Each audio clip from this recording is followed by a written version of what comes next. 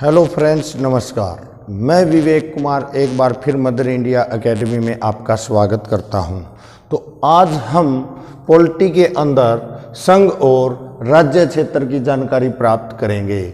सबसे पहले हम बात करते हैं भाग 1, जिसके अंतर्गत आती है अनुसूची 1, जिसके अंदर लिखा हुआ है संघ और इसके क्षेत्र से संबंधित जानकारियां।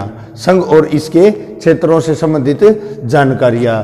इसके तहत भाग 1 के तहत अनुच्छेद 1 से 4 आएंगे। 1 के अंदर क्या लिखा हुआ है कि इंडिया जो कि भारत है और राज्यों का संघ होगा। इंडिया जो कि भारत है और राज्यों का संघ होगा। इसके बाद आर्टिकल 2 के अंदर क्या लिखा हुआ है? राज्यों का निर्माण। क्या लिखा हुआ है? राज्यों का निर्माण। कौन से राज्यों का निर्माण? जो भारत से बाहर के हैं और अब वो भारत का अंग बनना चाहते हैं, वो अनुच्छेद 2 के अंदर है। अनुच्छेद 3 के अंदर वर्तमान में जो भारत के राज्य है उनका पुनर्गठन करके नए राज्यों का निर्माण करना, वो किसके अंतर्गत आएगा? अनुच्छेद 3 के तहत आएगा, आर्टिकल 3 के तहत आएगा। तो इससे संबंधित अभी हम जानकारी लेते हैं कि राज्यों का पुनर्गठन किस प्रकार से और कब कब हुआ है। सबसे पहले देखिए कि स्वतंत्रता से पहले जो थी वो हमारी क्या होती थी? देशी रियासत और ब्रिटिश प्रांत होते थे, और आज़ादी के बाद उनका क्या कर दिया गया? विलय कर दिया गया। भाई क्या कर दिया गया? विलय कर दिया गया। और सबसे पहले 1953 में भाषा के आधार पर आंध्र प्रदेश को मतलब बनाया गया। किसको बनाया गया? आंध्र प्रदेश को। और ये जो राज्य बनाने का अधिकार था, या ये किस प्रकार से फजल अली आयोग जो था ना, उसकी रिपोर्ट के मुताबिक सबसे पहले राज्य पुनर्गठन अधिनियम 1956 जो है ना, उसका मार्ग किसने दिखाया? फजल अली आयोग ने। और इसी के तहत राज्य पुनर्गठन अधिनियम 1956 बनाया गया। भाई ठीक है। तो इसके तहत हमारे भारत के अंदर 14 राज्य और 6 संघ शासित प्रदेशों का निर्माण हुआ। भाई ठीक है। इसके बाद फिर 1 मई 1960 को मराठी, गुजराती इसके भाषा के मतलब आधार पर किसको? मुंबई के टुकड़े किए गए और गुजरात और महाराष्ट्र 2 राज्य बनाए गए। भाई ठीक है। इसके बाद 18 दिसंबर 1961 की बात करते हैं तो इसके अंदर देखिए गोवा, दमन व दीव किसके गुलाम थे? भाई पुर्तगालियों के कंट्रोल में थे। उनसे आज़ाद करवाया गया और इनको भारत का अंग बनाया गया। भाई ठीक है। क्या बनाया गया?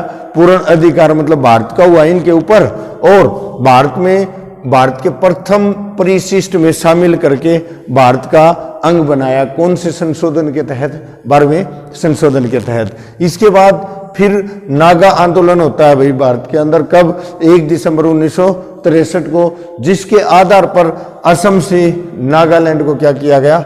अलग किया गया। भाई ठीक है। इसके बाद भाषा के आधार पर ही 1 नवंबर 1966 को किसका?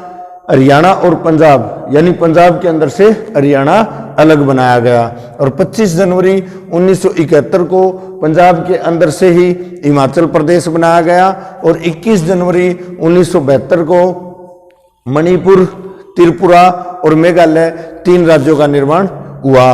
और फिर हम बात करते हैं 26 अप्रैल 1975 को जो सिक्किम था उसको पूर्ण मतलब राज्य का दर्जा दिया गया। भाई ठीक है। सिक्किम को पूर्ण राज्य का दर्जा दिया गया। भाई 20 फरवरी 1987 को मिजोरम और अरुणाचल बनाए गए। भाई ठीक है। इसके बाद 30 मई 1987 को जो गोवा भारत ने मतलब आज़ाद करवाया था। भाई ठीक है।